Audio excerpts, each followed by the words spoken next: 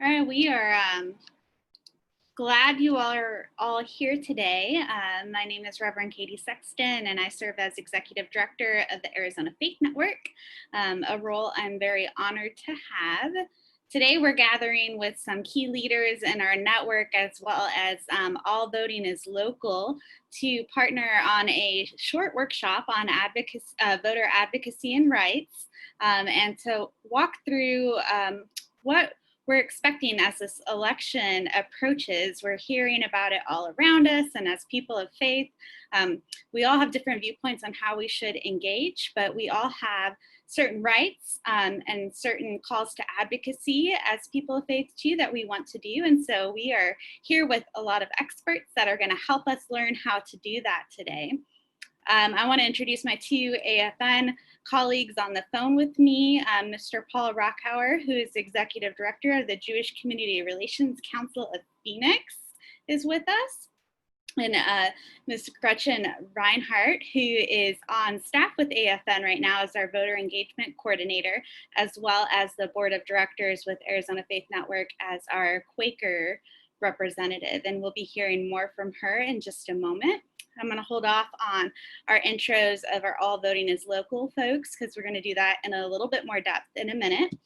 But I do want to ask you all to introduce yourselves as we go, both on Facebook Live as we are streaming this, and if you are on Zoom with us, go ahead and introduce yourselves and feel free to engage in the chat box as we go. We'll be monitoring Facebook for those comments as well. At the end of our time together, we will be setting aside a few moments for some real question and answers, because we know there are a lot of questions out there this election cycle and a lot of confusion. And so we want to make sure that you are able to ask your questions and get some answers. So you can do that both by listing them in the chat on Zoom or in the Q&A section on Zoom, or you can ask your questions in the comments section on Facebook Live, and we'll be monitoring those and holding those for the very end of our time together. To get us started, we're going to be sharing a video done by Gretchen on why it's important for people of faith to be engaging in voting this election cycle. And so without further ado, I'm going to go ahead and share that.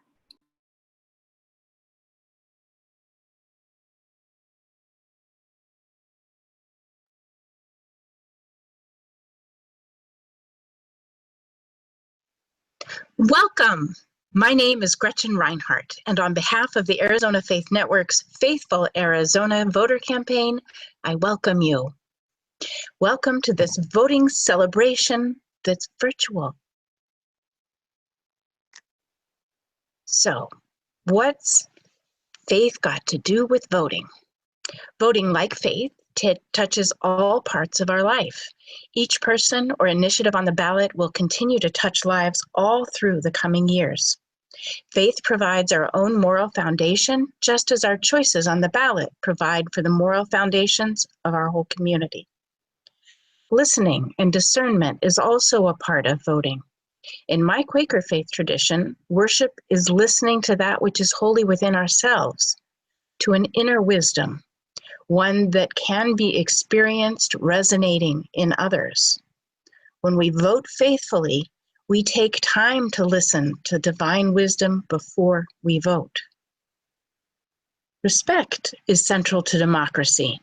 Our faith traditions teach us how to act with a deep respect for others and to leave our ego behind. When we vote, we choose to act with respect for all people, creatures, and creation. We are also called to care for one another, to notice how our choices will impact others, but equally, especially others with less resources than we have been blessed with.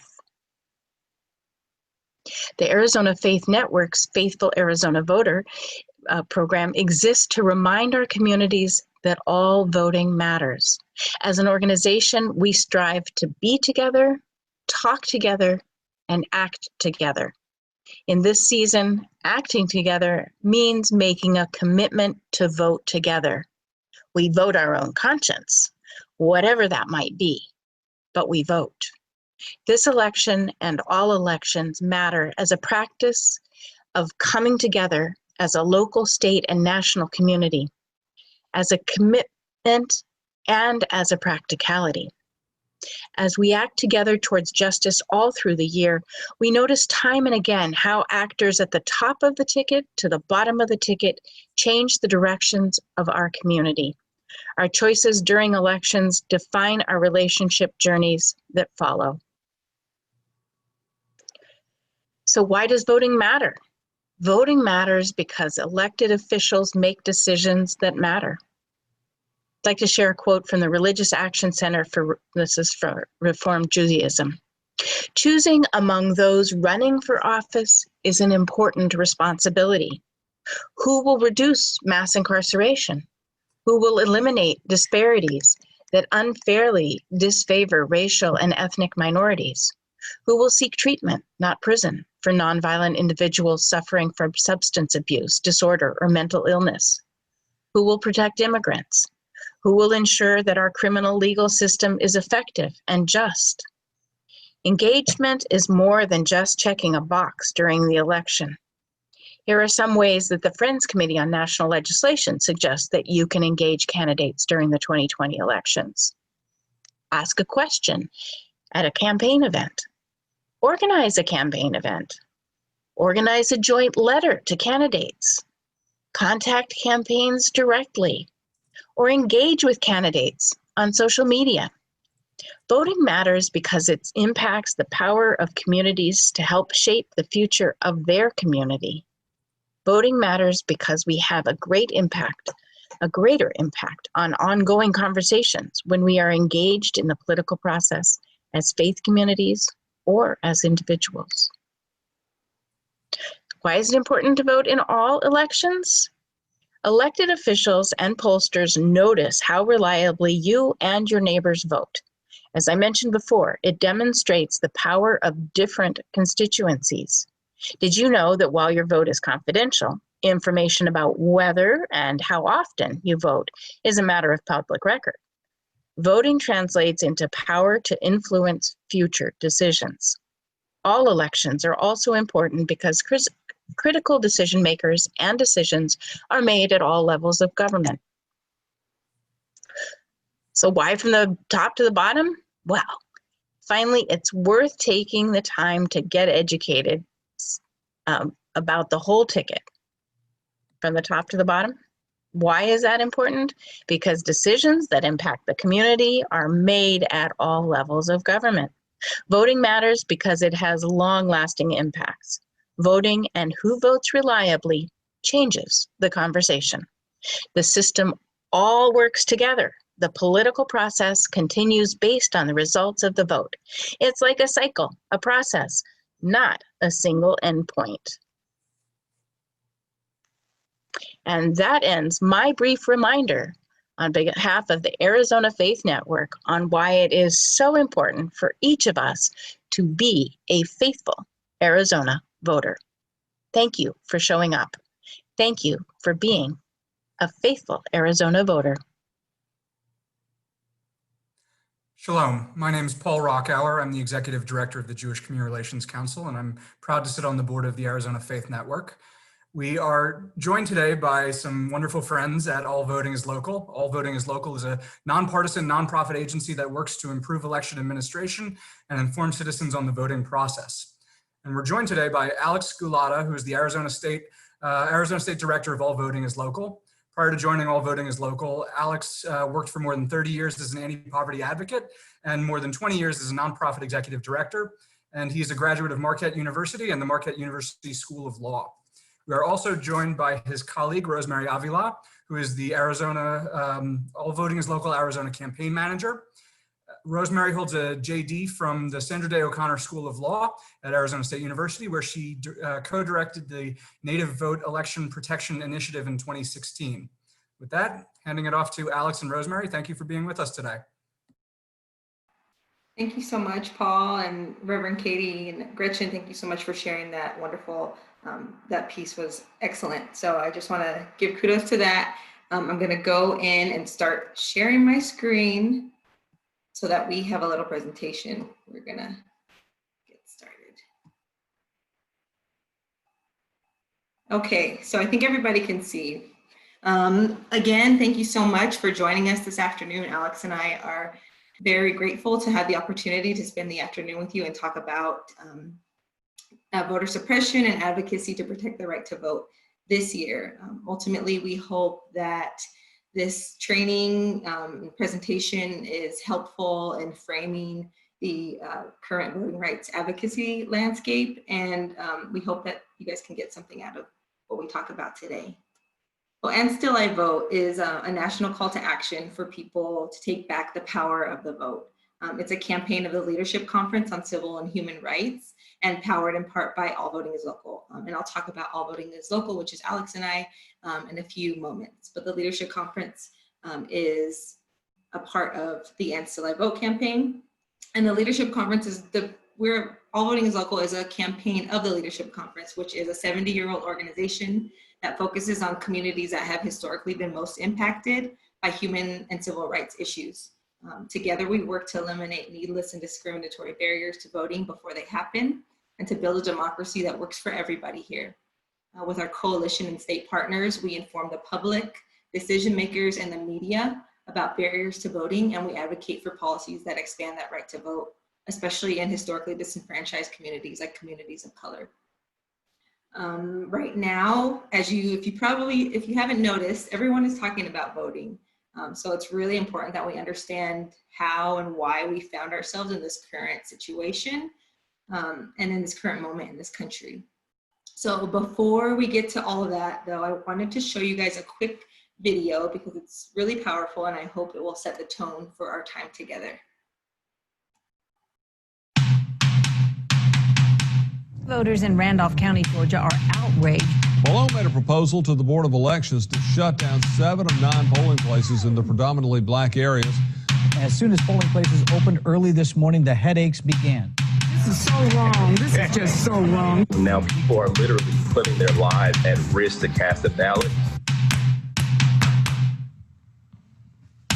They purged 500,000 voters. Are you removing black voters from the voter roll just so you can win this election?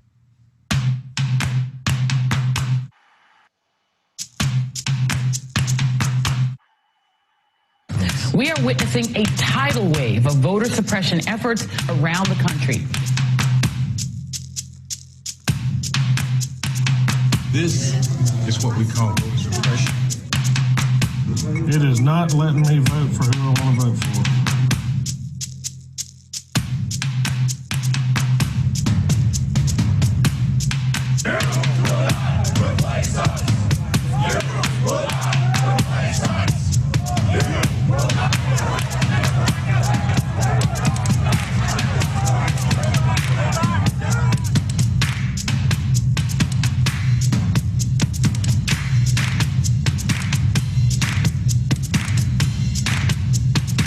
A huge victory in Florida. Convicted felons across the state now have their voting rights restored. And I promise you tonight, we're going to make sure that every vote is counted. Every single vote.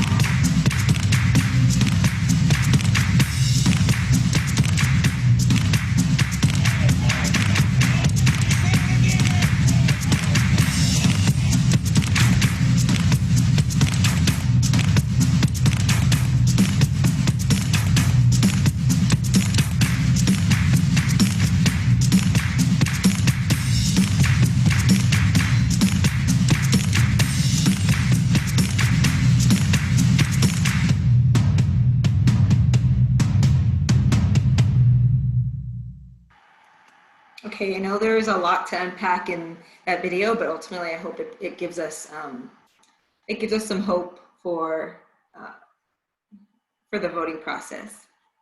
So goals for this training, a key point we want to get across today is that it's vital that we're lifting up the history of voter suppression, and we're reminding everybody that this isn't something new. This is something that just happened this year in 2020. And it's important to do that because it's not because we want to create fear in people, but because we want to create and instill hope that we have been here before. We have won battles against voter suppression in the past, and we can and we are going to do it again. So that's the reason why we want to make sure that folks know this is nothing new. This is something that we can and we will take on, and we're going to overcome and be victorious in this. And so we want to use this time to build upon our collective skills that everybody here is bringing to the table.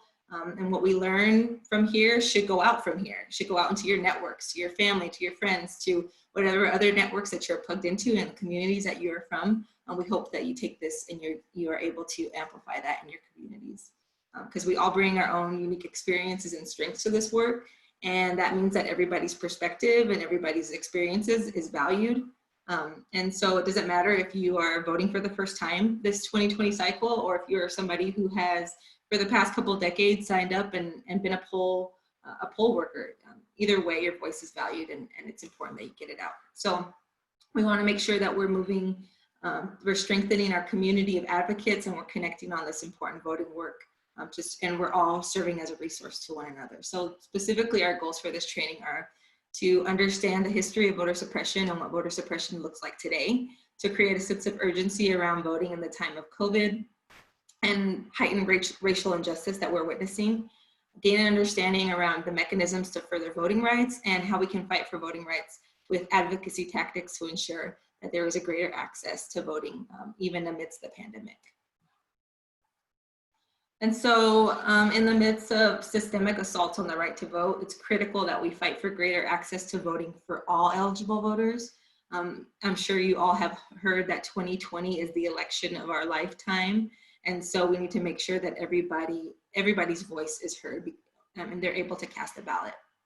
In every corner of our country, we have some policymakers who have been putting up discriminatory barriers to the ballot that shut out a lot of people and sometimes targeted communities. We've seen instances where polling places have been closed in historically disenfranchised communities, Black and tribal communities across the country, to wrongfully removing folks from the voter rolls. And this includes impacting low-income voters, seniors, and college students. So our right to vote is under attack, and we are here to say we are not going to stand for it. So the COVID pandemic and the fight for racial justice that we see unfolding before our eyes has exposed some of the deep cracks of the system and how people who may in the past have not been directly impacted by this are seeing the lived experiences and the realities of people who have been experiencing this throughout history. And so these cracks are deepening and they can no longer be ignored.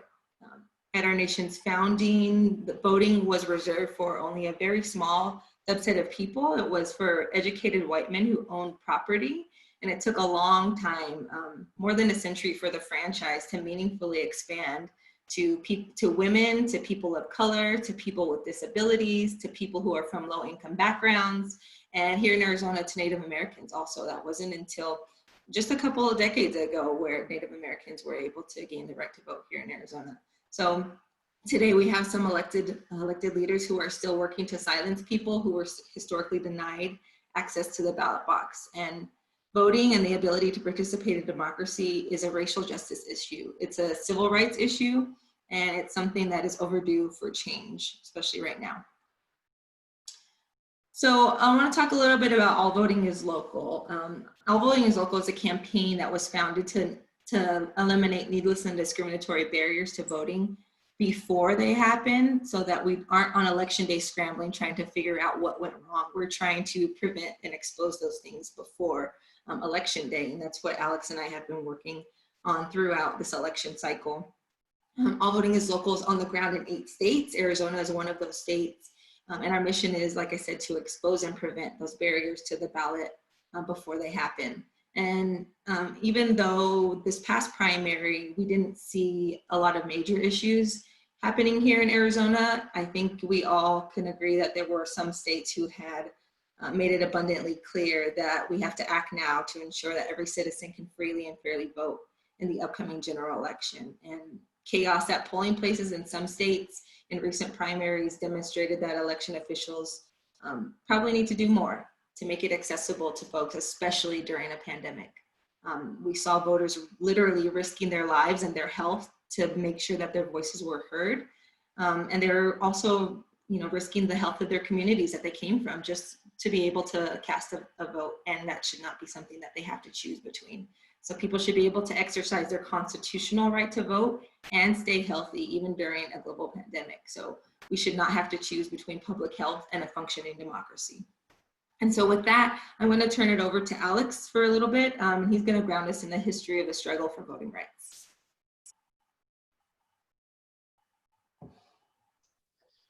Thanks, Rosemary. I'm going to start out with a little more history because I think the history is like critically important to like understand where we are today.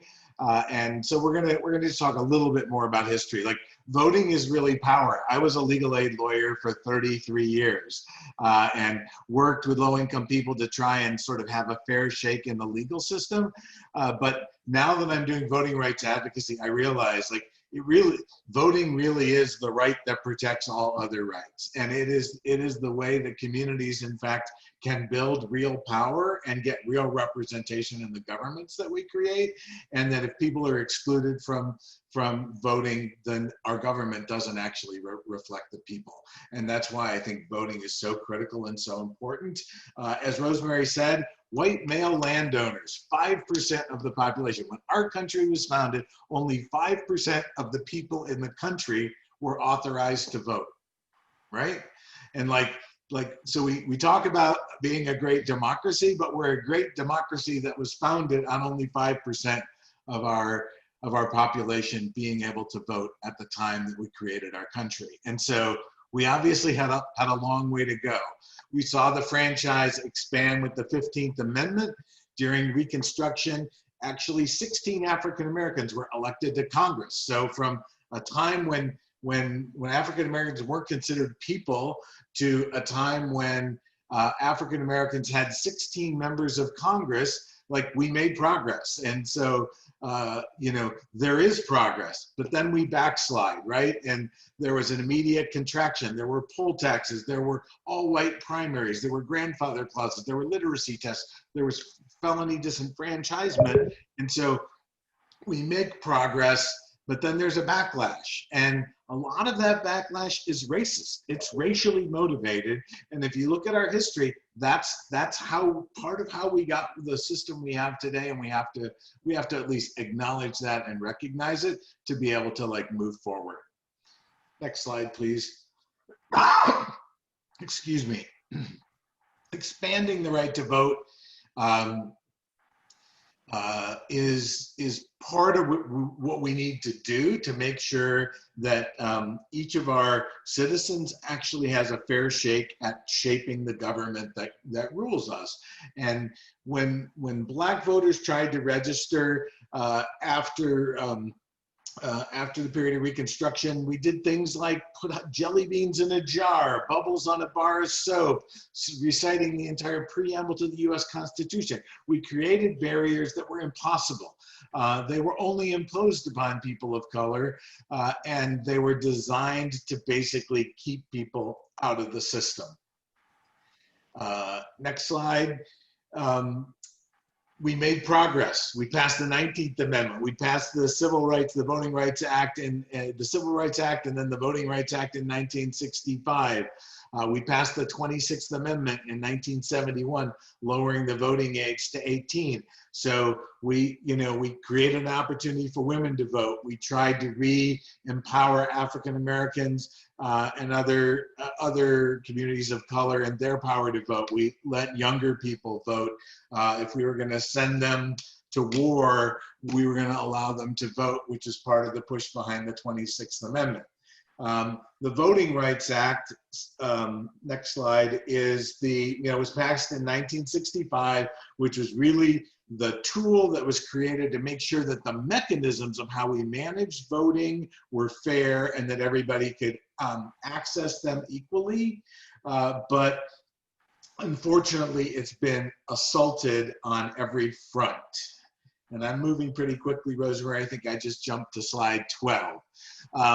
The slides, the assaults we're seeing now are in the courts by rolling back protections, through the executive branch in terms of just non-enforcement of the Voting Rights Act, through the Department of Justice, which can be a powerful tool to bring about justice. And in the legislative branch, we've seen a flood of restricted voting policies, particularly strict voter ID laws, restrictions on voter registration, cuts to early voting, and a variety of other sort of shrinkages or closing downs of the voting franchise rather than opening up. And at the federal level, there have been attempts. There's H.R. 1 and there's H.R. 4 and the Voting Rights Advancement Act, and there are a number of bills that have been put forward, but they've really been kind of stalled, and we need to sort of reestablish, if we can, the franchise. Shelby versus Holder was a U.S. Supreme Court case in 2013, and I just think it's critically important for people to understand its context. Shelby struck down the constitutionality of what were called the pre-clearance provisions of the Voting Rights Act. And I know this sounds super technical, but it's really practically important. Prior to the Shelby decision, states that had a history of discrimination, including Arizona, had to get permission from the Department of Justice to change voting laws, okay? It's like, you have a history of bad behavior. You have discriminated substantially in the past. We aren't gonna let you change your voting laws unless you establish to us that they aren't discriminatory, that the changes aren't discriminatory. Basically, Shelby struck that down and really opened the floodgates for states that had had histories of voter suppression to basically pass new laws without regulation. And I'll just give you like one example as to a law that you know, whether you like it or not or whatnot, the impact of pre-clearance. And that is, there were several attempts prior to the Shelby decision in Arizona to make it illegal for somebody to collect somebody else's ballot, for a community group to go out and help people bring their ballots to the mailbox. Now, mind you, there have always been laws that make it illegal to tamper or change or in any way try and modify a ballot. So it was already illegal to do anything to a ballot, but this made it illegal for you to go to your elderly neighbor's home and try and bring their ballot to a drop-off for them, or for Native American communities to help people who live in very remote areas collect ballots.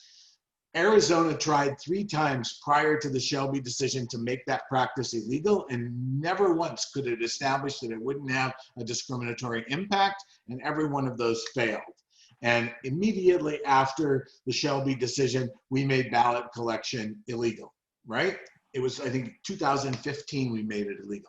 There's a case in the US Supreme Court today, still now, that was just, cert was just granted, that basically is that case that challenged that process. So prior to Shelby, we tried 3 times to make it illegal, and we could never make it illegal because we couldn't meet our standard. But now it's been illegal for 5 years, and we still even haven't had a court hearing, final decision yet, right? The Ninth Circuit ruled that, in fact, ballot collection discriminated against communities of color, but we still don't have a final decision. And that's like one example of thousands of why Shelby really hurt, because it allowed states to basically do what they wanted and left it up to the people harmed to bring cases and prove cases that take many years to be resolved. So there have been 200 restrictive voting bills introduced in 40 states. We've had the largest rollback of voting rights in a century. There are 25 new voting laws on the book that restrict voting, and every one of those laws disproportionately impacts voters of color, and many of them, like the ballot collection statute or others, are being challenged. It's just that without pre-clearance, it's a very slow road. So COVID has created a number of like additional barriers to the ballot box that have had a disproportionate impact on communities of color. Moving and consolidating and closing polling places, right? That's like closing polling places is a bad thing. Sometimes it's done in an objective and fair manner, but many times it's done specifically with the intent to disenfranchise. And so over the course, you know, our program did a report in 2018. There had been over 1,600 polling place closures just in states that had been controlled by Section 5, by the pre-clearance provisions of the Voting Rights Act. So in states that were restricted in their ability to close polling places, there have been more than 1,600 polling places closed since the Shelby decision. Voters have had to wait longer. There are new voter ID laws. There are purges and reductions in the voter registration rules that have become more and more aggressive, and there's increased like voter disenfranchisement. Those changes have become worse under COVID, and I'm on slide 17, Rosemary. The barriers include a lot of disinformation. There's been increased intimidation at polling places. There have been mask and anti-mask, if you will, fights around access to polling places. There's less accurate information. And so we're in a much harder place. And so we've been working with election officials positively and proactively to try and make sure if we need to change things because of COVID, let's make sure that the communities that have historically been harmed aren't harmed. If we need to consolidate polling places, let's look at the drive time and the access for communities of color and low-income communities so we make sure that people have fair access, particularly people that have difficulties getting to the polls. And so our advocacy has really been focused on how is COVID impacting historically disenfranchised communities? What can we do to make sure that there's meaningful access to voting on Native American communities, specifically those that have been very hard hit by the pandemic? And with that, I'll turn it back over to Rosemary to talk a little bit about sort of the advocacy work we've been doing. Thanks, Alex. So Alex provided us with an overview of some of this and grounded us in the history. And now we're here upon this moment, what is it that we can do? So advocacy is an important aspect of what Alex and I do every day. But it's not just up to voting rights advocates to do the advocacy. There's advocacy that I'm sure each and every one of you have engaged in at some point. When you sign a petition, when you send an email to a senator or somebody in a position of power, that's part of the advocacy work that you're doing and that you are engaging in. Educating and communicating, Alex and I, an example of some of the work that we do. We are, our work centers around advocacy, but we do have components where, the advocacy stops and we have to begin educating the communities that we are serving. And so one example of something that we do to educate is we have, tribal radio public service announcements that were going out last week to remind folks about the voter reg deadline that was upon us yesterday, but now has been, possibly extended for a little bit. We're not sure yet. So that's one way that we are getting the word out to the community to make sure that you're aware of these deadlines that are coming up. And communicating that to folks. And that's something that, each and every one of us can do when we text somebody, hey, are you registered to vote? Can you check your registration status? Because I think a lot of times when we move, changing our voter registration status or updating our registration status is not at the top of our mind. So doing things like that, communicating with others, whether it's on a social media post or in a text message, that's part of the education and communication aspect of the work that's being done too. And protecting the vote, making sure, I'll talk a little bit about election protection in a few slides. So advocacy to protect the right to vote. Voter registration, as we just mentioned, yesterday was the deadline, but possibly is extended because of a lawsuit. An example of voter registration advocacy that Alex and I have done recently was around the Native American community, who we work very closely with, some of our local partners who work directly with tribes. And our online voter registration system is great if you have everything you need in order to access that system. So you have to have an Arizona driver's license or a non-operating ID. You also have to have what's considered a traditional address. And for a lot of our Native folks living in rural communities, they either don't have it, they have a non-standard address, or they might have a tribal ID, but don't have a driver's license. So that system was inaccessible for them. So us and a couple of local partners did some advocacy around making sure that online registration system was accessible to all, particularly for Native Americans who were effectively shut out from that system. There are election protection, there are strategic communications that can be engaged in to protect the right to vote, amongst a bunch of other things. So these are a couple of resources and websites you can visit. I mentioned at the top of this presentation, and Still I Vote is part of All Voting is Local in the Leadership Conference that we are all part of. allvotingislocal.org. You can go to our website, and there you can find specifically more details about what Alex and I do and the work we do in all of our other states. We are in 8 states. There's a bunch of resources specific to Arizona as well, if you're interested. And then Election Protection Arizona, All Voting is Local is one of several partner organizations who are part of the Election Protection Arizona. And what they do is there's a recruitment of volunteers. So you can text volunteer to 59271 if you're interested in obtaining any information on how you can participate in election protection this year. It's not just on election day. On election day, we have a command center that's operated, and everybody identifies, responds to any issues that voters are encountering throughout the state. But if you wanted to be a part of this election protection coalition and possibly be a volunteer, there are a number of different ways in which you can physically go out and be present, or there's things you can do from a distance if you're not comfortable going out and engaging with folks. So if you would like to learn more about the opportunities that are available to you, you can text volunteer to that number, and they will get you the information that you need on some of the upcoming trainings that we have, some info sessions. If you just are curious and want to learn more, feel free to take that number down.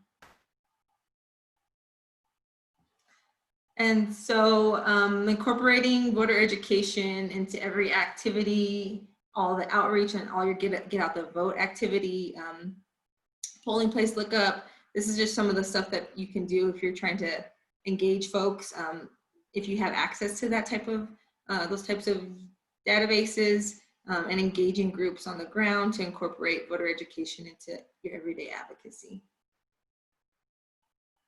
So messaging, our primary goal here is to shine a spotlight and activate our audiences to fight against discriminatory barriers in your local communities in a way that resonates with you. So one approach that somebody takes is not necessarily going to resonate with somebody else. So what we're doing is hopefully providing you with some sort of activating tools for you to be able to take it and run with it in whatever way that works for you and for your communities and your networks.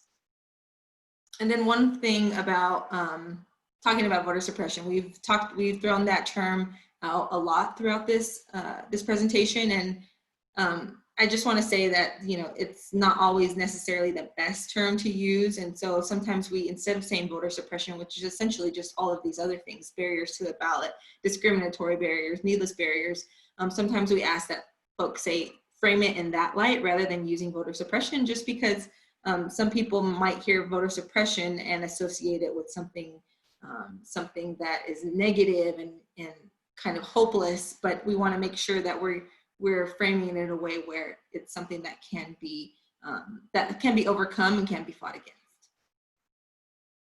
And then contacting your local election officials. I think now that we are, I think, 27 days out from the election, it's kind of a little difficult to engage with local election officials. They are at capacity, and our polling places and everything, our early vote sites are already established and in place. So there's not really much that can be done if we're trying to expand, in that realm of polling locations. But I think it's a good thing to have, whatever county that you fall in, to know your local election officials, your county recorder, in case there's a need for any type of rapid response that's happening during the early voting period or on election day. And then before I hand it over to Alex to finish us off, I just wanted to plug in these two hotlines, both the 866-OUR-VOTE, that's a national nonpartisan hotline run by the Lawyers Committee, where any voter can call in to report any issues that they are encountering during the election cycle. The Native Vote Hotline is also nonpartisan, and it's run out of ASU Indian Legal Clinic. It's been established for tribal communities and tribal members. Anybody can call into the Native Vote Hotline, but it's set up so that it can address some of the unique barriers that tribal folks might encounter. So anybody's welcome to call the Native Vote Hotline or the 866-OUR-VOTE. And they will troubleshoot and answer voter questions and document and identify any problems that people are encountering on election day. And so with that, I will let Alex finish us off. Okay, so a few things you can do. You can share reliable information. We're all plugged into all kinds of like social networks, and there's a lot of misinformation this year. We probably have more misinformation this year than ever. And just being able to share reliable information, know where the sites are, where the Secretary of State has the information, or where Maricopa County has the information, or wherever your local election officials who are the trusted resources, where they store the information. If you see people on social media sharing things that aren't accurate, you might want to just question, are you sure that's accurate? And, you know, put a link to the Secretary of State's website. Knowing and having a relationship or being able to contact your local election officials is important. Telling your friends, 5 friends, make a plan to vote in person or by mail and before election day, right? This year we're pushing be an October voter, right? If you want your voice to be heard on election night, you want to cast your vote early, because the way the votes get tallied and cast, we now can tabulate votes in Arizona 14 days before the election. And so if you vote early, your votes are part of the votes that are announced at 8 o'clock on election night, right? The reason we don't have a final result sometimes on election night or till later is because hundreds of thousands of people drop their ballots off at polling places on election day. And then all of those ballots have to be processed. So if you want to increase the speed for which we get results this year, and if you want your individual voice to be heard on election night, vote early, because those votes in Maricopa County, if you vote by the end of the day on October 31st, if your ballot is received, then you will in fact have your voice heard on election night. Those results will all be returned when the 8 o'clock returns are reported on election night. Keep up on your social medias with voting, tell your voting story. Keep encouraging people to vote and to vote early. And if you have capacity, you can be an election protection volunteer by texting volunteer to 59271. And I think we have a couple more slides, don't we, Rosemary? Tactics, I'm going to skip that. Just there again, Election Protection AZ, there are some national resources there, but Election Protection AZ is our coalition's website for our election protection activities. And let's just show this very short video. I think this one's just about a minute, and then we'll take questions. Is that fine?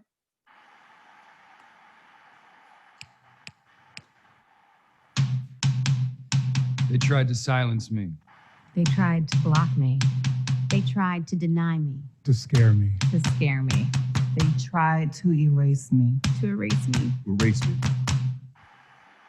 They tried to keep me down. Keep me down. Keep me down. They tried to make me invisible. Invisible. They tried to pretend I don't matter. Pretend my people don't matter. But my people don't matter. They tried to kill me. Kill me. Kill me. They tried to suppress me. Suppress me. Suppress me. They tried to block me. They tried to suppress me. They tried to deny me. And still. And still. And still. And still, I vote. I vote. Todavía voy a votar. And still, I vote. I vote. And still, I vote. And still, I vote.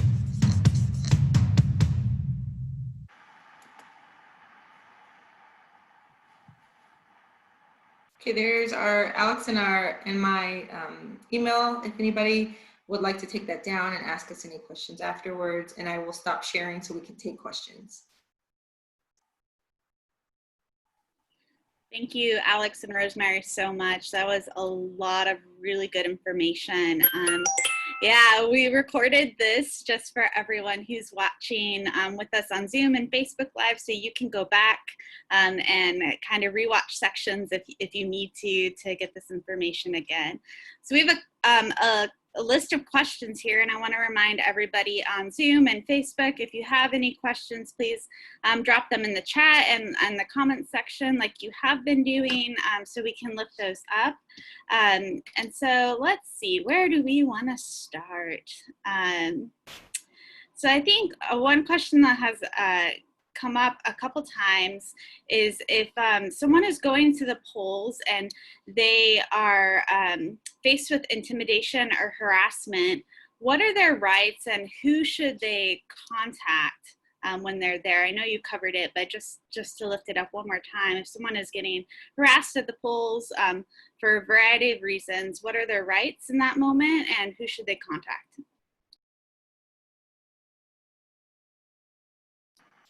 Yeah, thank you for that question. I think that's very important. That's a very important question to have addressed. And I think, you know, I plugged earlier the 866 Our Vote. That's where you should call in to report any type of intimidation that you are feeling, that you're encountering at the polling location. So that can be reported, documented, and if need be, you know, it will try to be taken care of without any unnecessary intervening of other people coming in, you know, particularly, you know, try to avoid that before it escalates to a point where there are, you know, we try to avoid bringing in law enforcement because that can also be a source of intimidation for a lot of voters as well. So trying to get, I think, reporting that to 866 Our Vote, having that number, putting that number out to folks and making sure that they are aware of that so that that can be called in and people can understand that that's something that needs to be addressed, because if it's happening to one person, unless it gets handled, it probably will happen to a couple of more people throughout that day. And so making sure that it gets reported and documented is really important. And if I could just add, that number is, although it goes to, it's a 1-866 number, and it actually goes to a law firm in San Francisco that, you know, puts these complaints in a database. There are people in Arizona who are looking at that in real time every day, starting when voting starts. And so, like, if there's a complaint in Arizona today, there are people in our election protection coalition that are looking at those complaints in real time and then figuring out what we need to do to take action. And it's, you know, it's smaller as we start now because early voting is smaller, but then when there's a lot of early voting, there are going to be a lot of people on it, and on election day we're going to have a whole room full of people that are going to basically be fielding those calls. So it's not a voice to nowhere. It's actually the most efficient way to get to the people in Arizona who are working on this. We had a question come in about mail-in ballots. There's been a lot of talk about mail-in ballots this election season, and the question of security and ways to ensure that your mail-in ballot is can be counted accurately. Can you address the concern about the security of mail-in ballots and how reliable they are to be counted? Yeah, I can start, and then Alex, feel free to jump in. But I would just say, you know, I think there is a lot of messaging out here that talks about, you know, the ability of, you know, a voter fraud or whatever. But I think here in Arizona, we are in a unique position compared to some other states because we've been voting by mail for a while now. It's something that folks have been doing, that a majority of people here in Arizona, close to almost 80% before COVID hit, people in Arizona were voting by mail. And so it's something that we have trusted in the past. It's reliable. People know it works. So I would just say to lean into that, that history of, you know, the reliability that has been established here in Arizona, and all the established policies and procedures that we have around maintaining the integrity of our elections. If people are concerned about their ballot, there are security mechanisms in place already. You know, when you may not have to bring in your ID.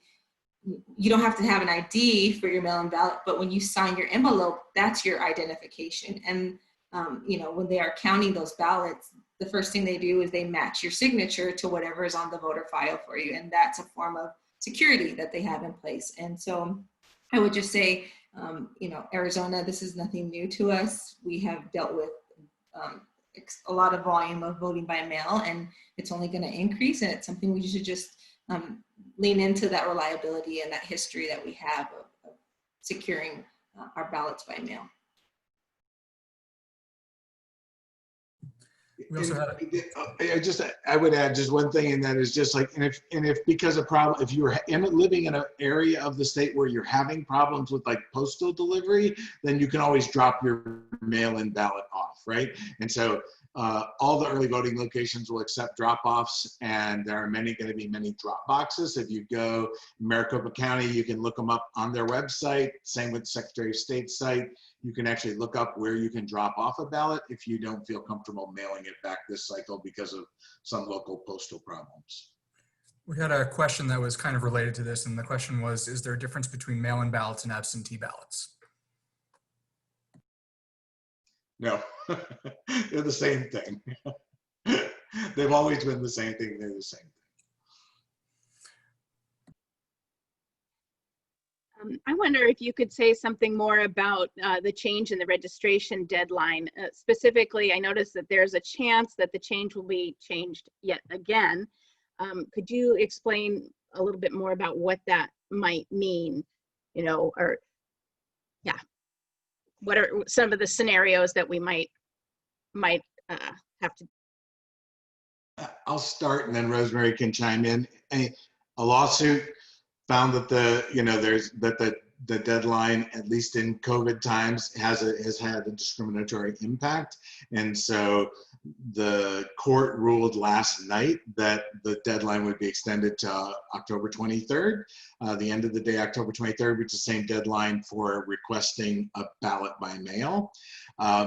That's been appealed, and there will be an attempt, I'm sure, to get a stay of that ruling, which would then stop registrations. But at least for now, registrations are continuing to happen. And then if and when there's a stay, then they may stop again. And we won't know that for a day or two, but my guess is within a day or two, we'll know whether or not the Ninth Circuit stays that decision or not. If the Ninth Circuit doesn't stay that decision, then we probably have until October 23rd. And if the Ninth Circuit stays it, it'll probably stop immediately, more or less. And that's where we are. But those that have gotten are unlikely to be removed. They're not going to go back to the 5th, I guess. Highly unlikely. The decision that the court would issue would address those that came in the interim, but for people who haven't registered who want to vote, there's a good chance if you still register now that your registration will be in fact valid, and the court will determine that when it issues its determination on the stay. But highly likely that whatever comes in from last night till that decision will probably, that those will be valid registrations and those people will be allowed to vote. Yeah, so I would just add that everybody, if people are still trying to vote, just vote. Trying to register to vote, do it now rather than waiting, because we don't know, like Alex said, if that's actually going to be until October 23rd. So just encourage folks to do it now if they can. So another question we have here is, are there less polling stations this election cycle? And if so, why? What has changed?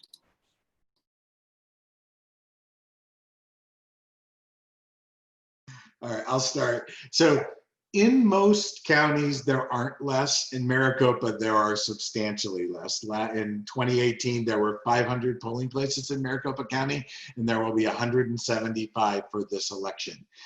We've worked really closely with election officials on this issue, and I have to say, in my opinion, I think they've really done the best they can under very difficult circumstances. Most of the places that were hosting voting were schools and churches, and most of those places, when COVID hit, said, we're not going to do it. We don't feel comfortable doing it. And so Maricopa County sent us early on. So Maricopa County had agreed prior to COVID to not changing their polling place configuration at all this cycle, right? We, as part of our advocacy, we had been asking for that, and they had agreed to not change the polling place structure this cycle because it's hard for voters and it confuses voters. They specifically had agreed to that, but then COVID hit and it really was starting over. They sent us a spreadsheet that showed all the ones where the places had said no, and it was just pages and pages of red where places had said we're not going to host voting. So they had to kind of rebuild an entire system. And given that, we're pretty pleased with what happened in the primary. It wasn't perfect. There are issues with signage. There are some issues with training. There's issues with getting the word out to voters, but I think they took feedback from what happened in the primary, and I think have gone a really long way. So I think Maricopa has done the best that they can do in a hard situation. I think most of the other counties haven't substantially changed their polling place configurations. So I think overall with in-person voting polling places, we're in good shape. The expansion in early voting hours, particularly in Maricopa County, is huge in terms of the additional hours of early voting that are available. And so 2 weeks out, there are, I think, more than 50 full vote centers, and they're all vote centers. So they're all vote everywhere vote centers, and so there's no like wrong place to go. You don't have to go to your precinct, and we won't have a bunch of out of precinct ballots that might not otherwise count. So that's actually a leap forward.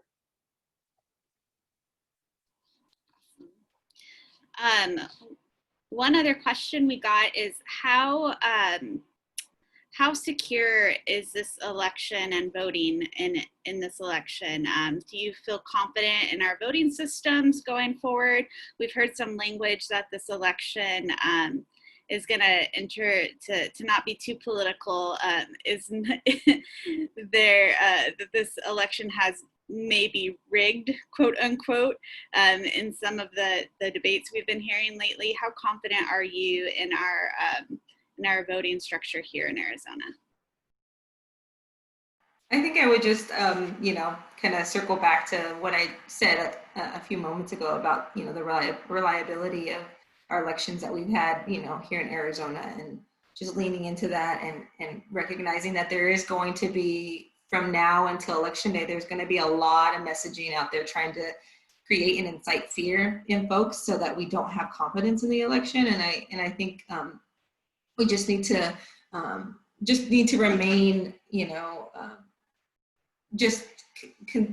continue to, look back at the history that Arizona has, especially with voting by mail, and, recognize that there's going to be a lot of fearful messaging that's put out there to try to make us believe otherwise. But, I have confidence in our voting system, and I think everybody should be able to know that their vote is counted and that their voice is heard, because it's important for everybody to understand that and to know that when they go in to cast their ballot, that it's going to count, and that it's going to count for themselves and for their communities that they're voting on behalf of.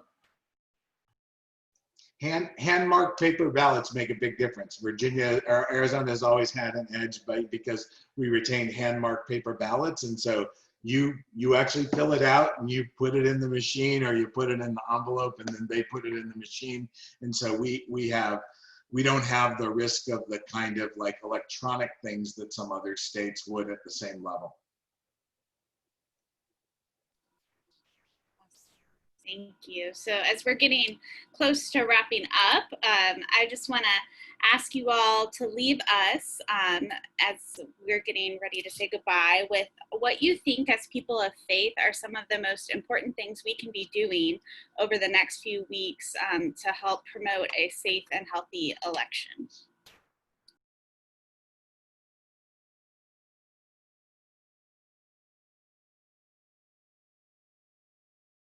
I'm sorry, Reverend Katie, I thought you were posing that to everybody who was watching us. Be an October voter. Yeah, I would say, like Alex plugged earlier, be an October voter, whether that means if you get your ballot by mail or if you plan on voting in person. If you can, and if you're able to, do that early. So if that means right when you get your mail-in ballot, filling it out and dropping it off in the mail as soon as you can. If it's getting closer to that election day, maybe dropping it off in the mail is probably not the best thing. So going to an early voting location or drop box and dropping your ballot off there. You can even go on election day, but we prefer you do it before that. And if you are planning to vote in person, bring a mask, bring gloves, bring hand sanitizer, whatever you need to keep yourself safe. and try to vote. Look in your county recorder's website and see where your early voting locations are and what your options are for voting early. So everybody, if you can, vote early.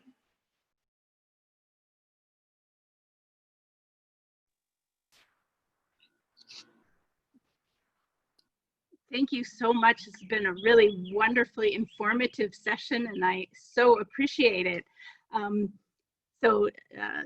I also want to encourage people to join us in becoming faithful Arizona voters. This is a long haul process, and we want to join you in that. So not only an October voter, but also a long haul faithful Arizona voter. And thank you so much. Thank you all so much for having us. Yes, thank you for being here. And we look forward to a great election season. Thank you so much, everyone. And on a last note, the Jewish Community Relations Council and the Jewish News are hosting a program tomorrow at 11, hosting Alex Gulata again with Secretary of State Katie Hobbs. That'll be at 11. You can get information online at jewishaz.com. Thank you. Bye, everyone.